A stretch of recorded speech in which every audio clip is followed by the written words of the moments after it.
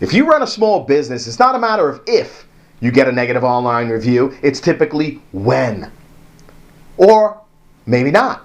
Hi, this is Dean Mercado, Online Marketing Muscle. What I got for you here today is a little ditty about how to avoid those costly negative online reviews.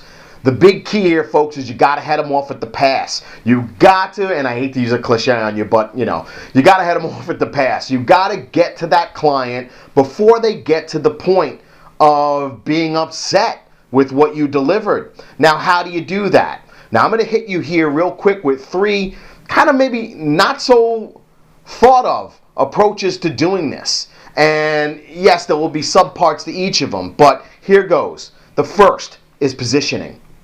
Positioning. How you position your company as the expert, as the authority, so to speak, is critical to how you're perceived.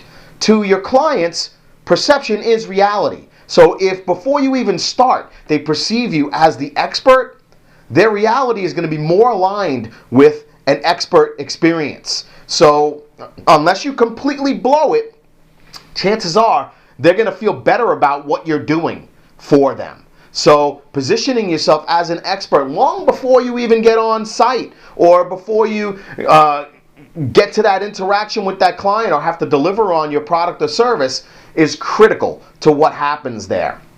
Now, the second big component that I'd like to throw at you here is beyond positioning, the next piece is systematizing what you do. Systematizing the delivery of your product or service as much as possible. And when I say delivering, I mean what happens pre-event, before you actually deliver, what happens during the event, and then what happens post-event.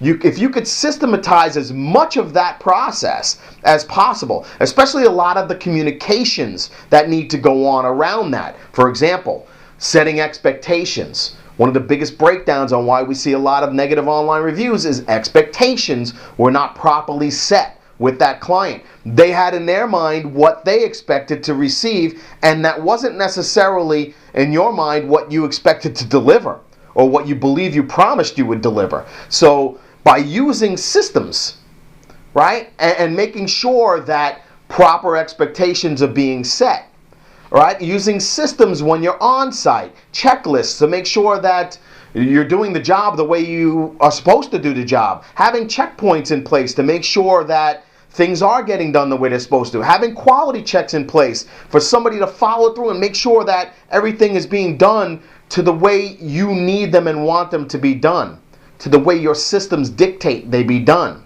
right? Making sure your teams are trained on those systems, right? Having that all in place makes a huge difference because it allows and empowers you to create a more consistent result. So beyond the actual positioning and the systematizing is what we call automating.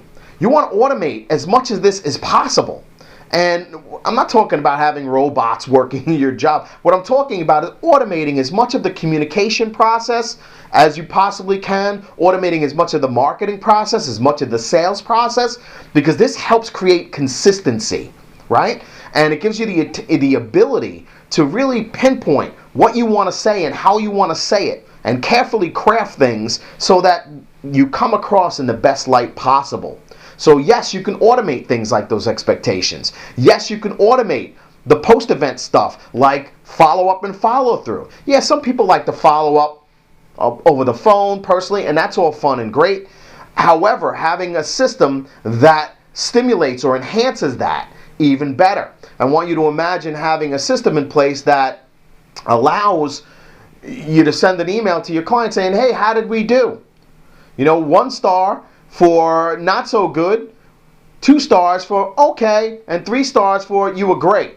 Something along those lines, right? And imagine you having an action item immediately and automatically created if anybody clicks on 1 star, right? To follow up and try and head it off at the pass. Get to that client before they get online, before they get to the Yelps and the Google review sites and merchant circles and super pages. Head them off at the pass. Right? So automation will help you ensure that things don't fall through the cracks, right? As good as we are human. And Human beings make mistakes. Things are gonna get crazy at work. They typically do. Things are gonna get busy. That's when things go bad. So we want to make sure, again, by using things like we're talking about here, right, where we're positioning ourselves as the expert, where we're systematizing as much as we can systematize in our business and having those documented, right? It could be as simple as checklists, and then going ahead and automating as much of that process as we possibly can. Combination of those three things is really going to help you avoid those costly negative online reviews.